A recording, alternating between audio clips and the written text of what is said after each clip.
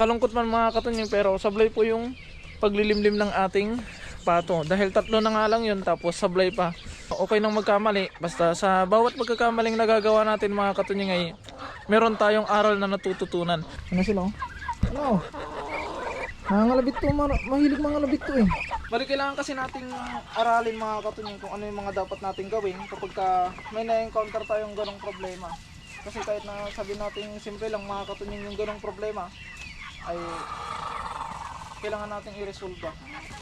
So, tapos yung mga manok natin dito sa loob, dahil meron naman silang bugong dito. Erko!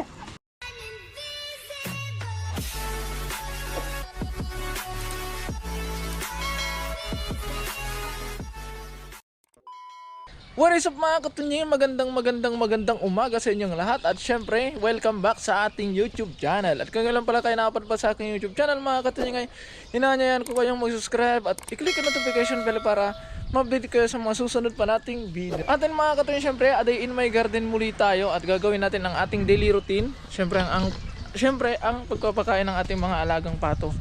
At nakakalungkot man mga katunying, pero sablay po yung paglilimlim ng ating pato. Dahil tatlo na nga lang yun, tapos sablay pa. Pero okay lang mga katunying, dahil bawi na lang tayo sa susunod. Di baling sumablay tayo ngayon, at least next time ay alam na natin or natuto tayo. Okay nang magkamali, basta sa bawat pagkakamaling nagagawa natin mga katunying ay meron tayong aral na natututunan. At ngayon mga katunying, dahil sumablay yung paglilimlim ng pato natin, ay ang natutunan natin ay wag nang ihalo yung manok sa pato. Kaya ang gagawin natin, gagawa tayo ng harang doon mga katunying.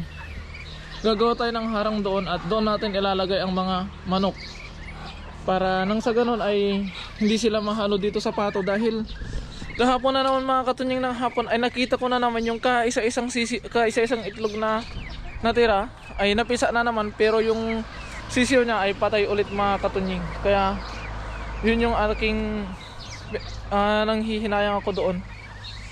Kaya para hindi na maulit yun, ay kailangan na nating ibukod yung manok sa isang kulungan, pero lalagyan natin ng harang para hindi sila mahalo. Dahil yung manok natin na itim dito mga katunying ay matatapang. Kaya baka hindi ko man nakita, mayroong magbentang, baka siguro pinagsasabong, kala nila ay hindi nila kasama. Kaya mga katunying, samahan nyo kung gawan muna sila ng sisig. At syempre, gagawa din tayo ng pangharang doon para ibubukod na natin sila ng kainan, ng inumin, at bukod na din yung ating mga pato.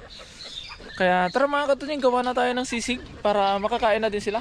Let's G! Charon! Our sisig for today! Lagyan muna natin dito.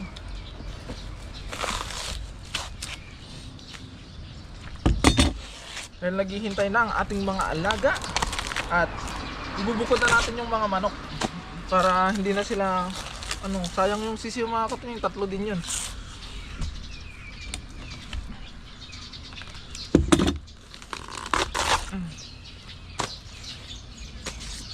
Okay na sana yung mga katunying yung pag nabuhay yung tatlo doon. Pag nabuhay yung tatlo, last na sana yung nasisiyo mga katunying, at hindi na tayo magpapapisa.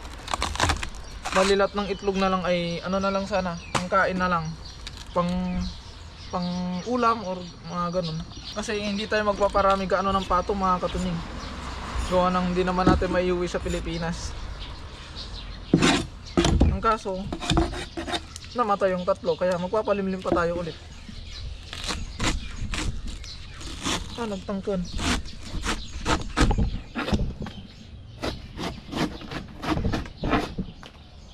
Saan dito?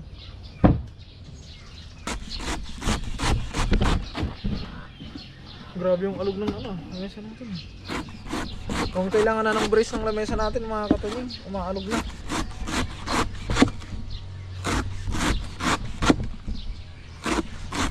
At dahil wala tayong kanin ngayon mga katunying, para sa mga alaga natin ay kailangan nating damihan yung ating saging.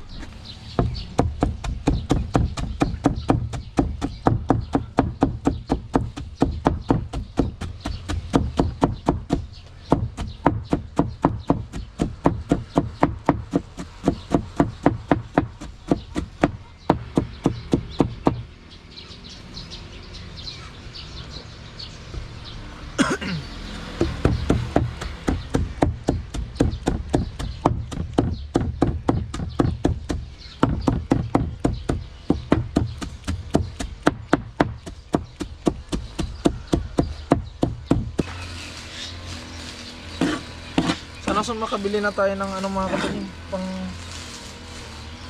hiwa na malaki. Dahil may klitong panghiwa natin mga katunying, kapag malaking saging yung hihiwain natin ay mahirapan tayo.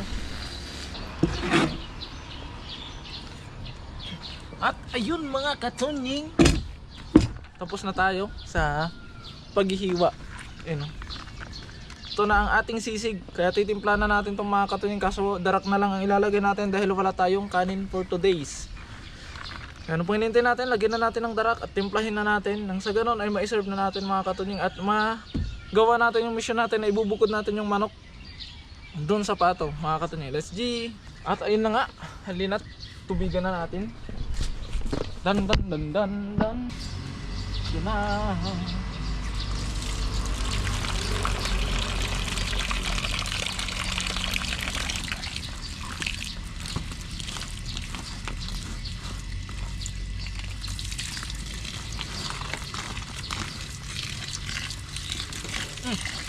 Sabi na, nakakagulat naman yung tubig natin. Yes. Mekos na natin yan.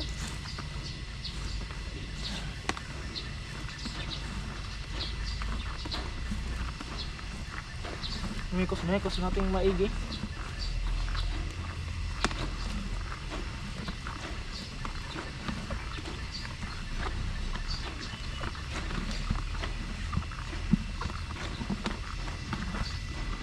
Yun. Tapos nating mekos mga katunying ay ito na. I-serve na natin. At bago natin ito i-serve mga katunying ay kailangan nating ihiwalay muna yung mga manok sa pato para isahan mga katunying. Gagawin muna natin. Kasi kapag papakainin na natin sila, mahihirapan tayo. Kaya tara mga katunying, ihiwalay muna natin. Hindi ko muna ipapasok yung pagkain nila para hindi sila magkagulo. Wala pa. Akala nila mga katunying may pagkain. Mapakan ko yung ulo mo. Akala nila mga katunying may pagkain na. Pero hindi nila alam, haharangan lang muna natin to. Dito natin, ang gagawin natin mga katunying, dito sa part na to, dito natin ilalagay yung mga manok dahil meron na silang lilim. Bali ito lang yung haharangan natin. Ano sila oh? Ano? Nangangalabit to, mahilig mangalabit to eh. Pero bibilisan na natin para maano sila. Ano eh, hihingal ako. Diyan muna kaya at ayusin ko muna itong ating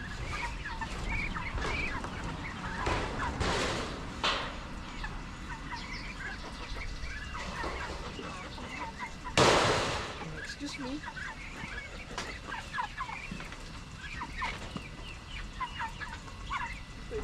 Saan ko ilalagay itong ano ng tubig para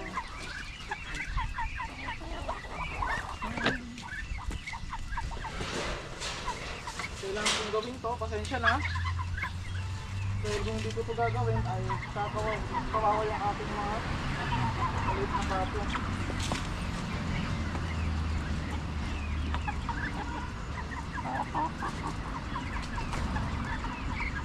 Sorry.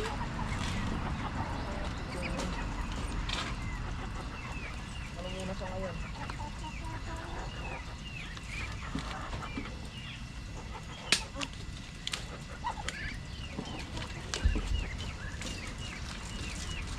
Hindi muna kayo magkakasama.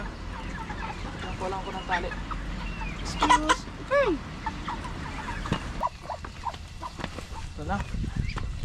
Dahil dalawa naman yung kailan mga katunyang, kaya hindi naman tayo mahihirapan sa pagpapakain. Ito na dalawa din yung Tupperware. Wait lang ha.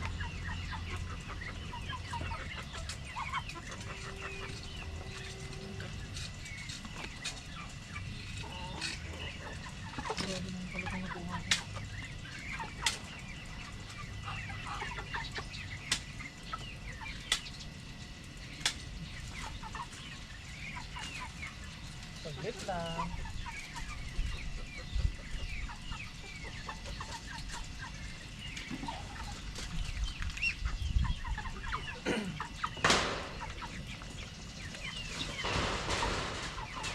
kailangan kong gawin to.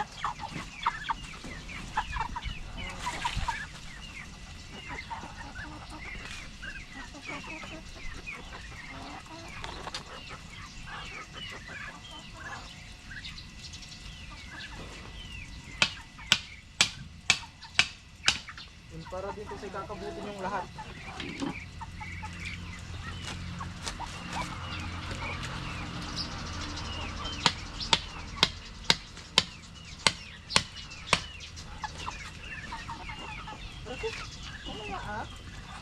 Nangangalabit na siya mga katuloy. Nangangalabit na yung ating pato.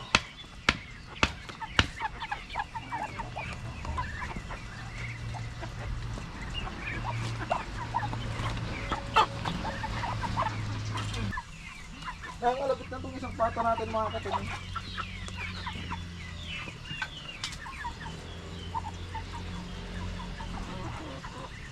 Lalagyan natin.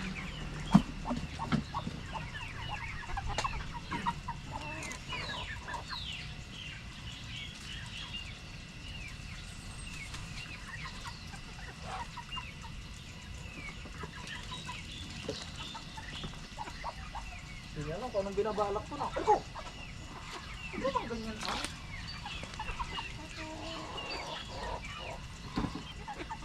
Bali kailangan kasi nating aralin mga katunying kung ano yung mga dapat nating gawin kapag may na-encounter tayong ganong problema. Kasi kahit na sabihin natin simple lang mga katunying yung ganong problema ay kailangan nating i-resolve. Well, ilang sisiw po, tatlong sisiw po yung nawala mga katunying. Sayang po yun. Kaya hindi natin gawa ng paraan o hindi natin gawa ng aksyon kung ano yung gagawin natin. Ano gagawin natin? Bang? Para maiwasan yung ganong senaryo.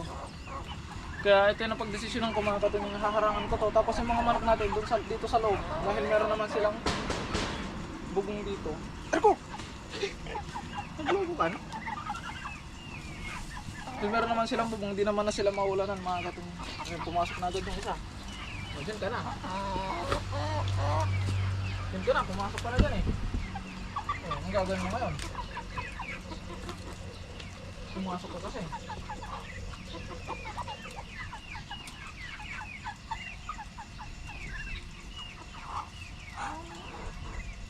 Aray ko, imap data.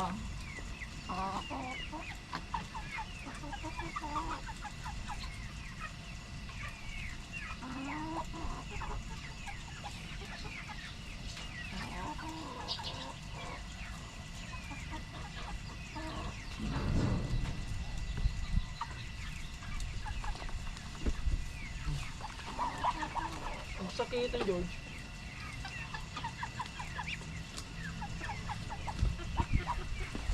Ito na nga, itatali natin dito.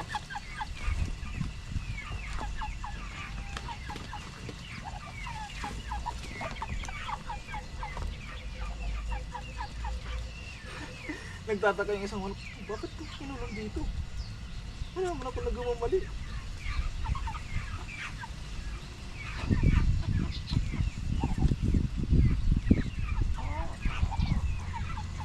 Sabi siguro hindi na ako natutuwa sa nangyayari ah.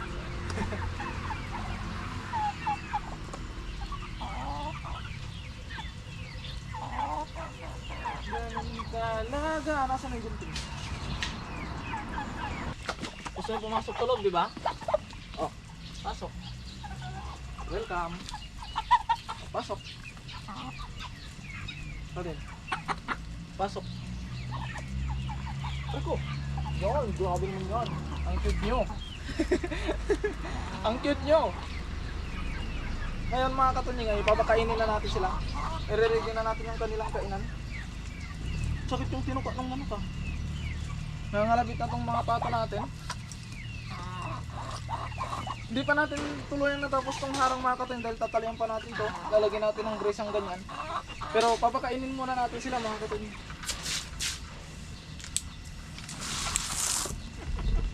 Opya.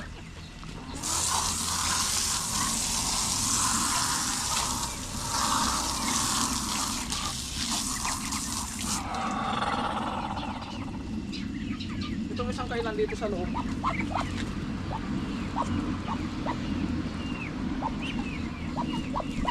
Tapos meron naman dito sa inuman pa. Yung linisan ko ng nakaraan. Dito din sa loob.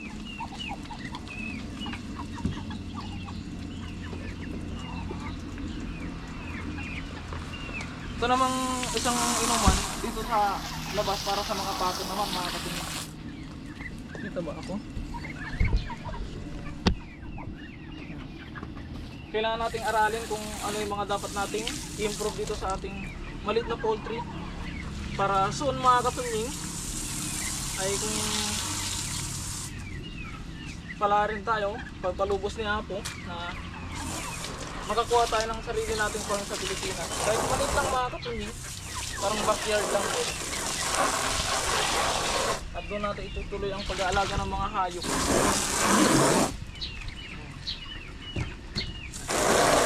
Maglalagay na tayo ng tubig nila. Yun.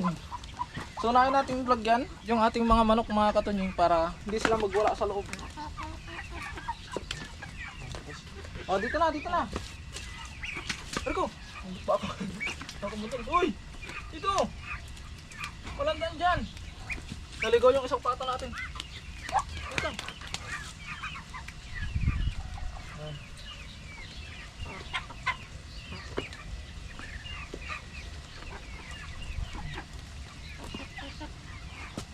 Excuse.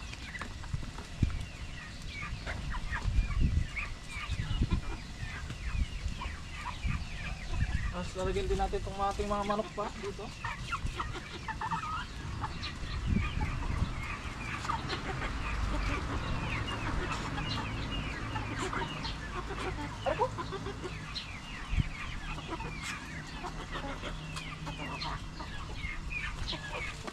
Ay, sorry.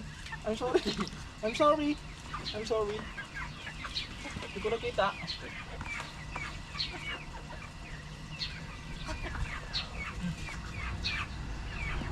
Subuhan natin sila para umamo sila, mga katunying. Alam niyo ba, mga katunying, na noon hindi ko malapitan tong mga to. Malala nyo yung nakikipaghabulan pa ako dun sa labas para lang papasukin sila dito sa loob ng kulungan. Pero ngayon ganito na sila kaamo. Napapakain ko na sila sa palad. Sarap kaya sa pakiramdam na ganito kaamo yung mga alaga. Hinintay niya na yung ano ko. Ayaw nang kumain sa lapag, gusto na sa kamay ko. Dahan-dahan lang kasi, mabilaukan ka. Tubig. Gusto mo ng tubig? Diba? Okay.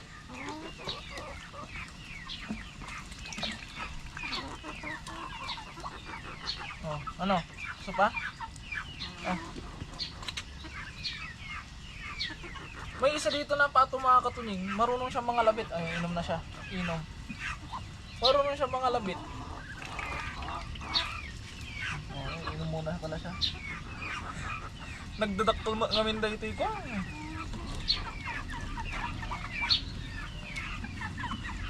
Nalaki naman kasi ng hiwa mo ng saging. Kasami. Bakit?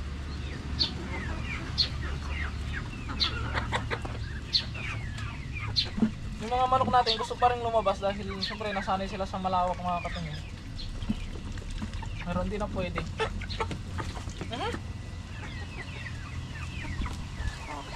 Okay, mga katunying, pugasan na natin itong ating ginamit. At kailangan ko nang tapusin itong ating project.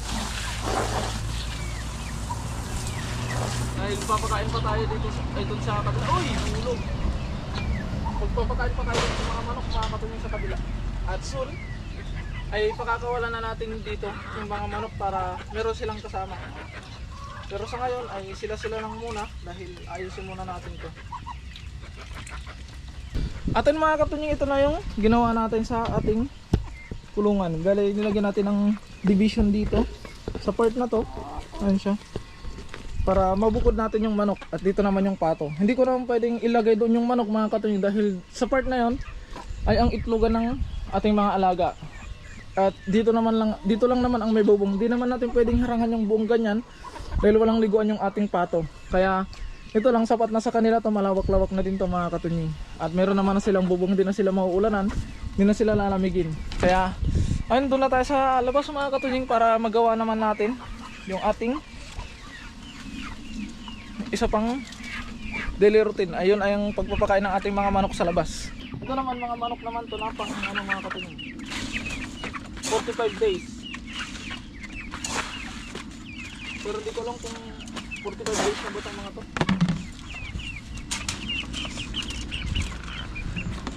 At ito yung pakakawalan natin sa lobsyon. Pag mga next month siguro mga katunying, or next week, ganun.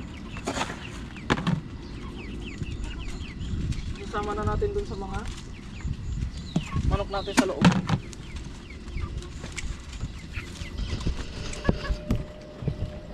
Kaya ayun mga katunying, bale tapos na natin ang ating daily routine at ang ating project for today, ang ating target for today's video.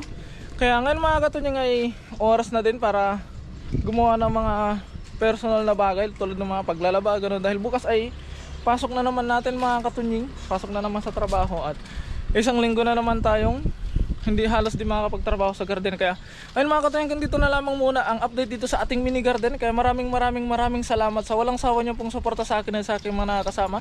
Mag-iingat po palagi mga katunying. Ayun, God bless po, bye bye.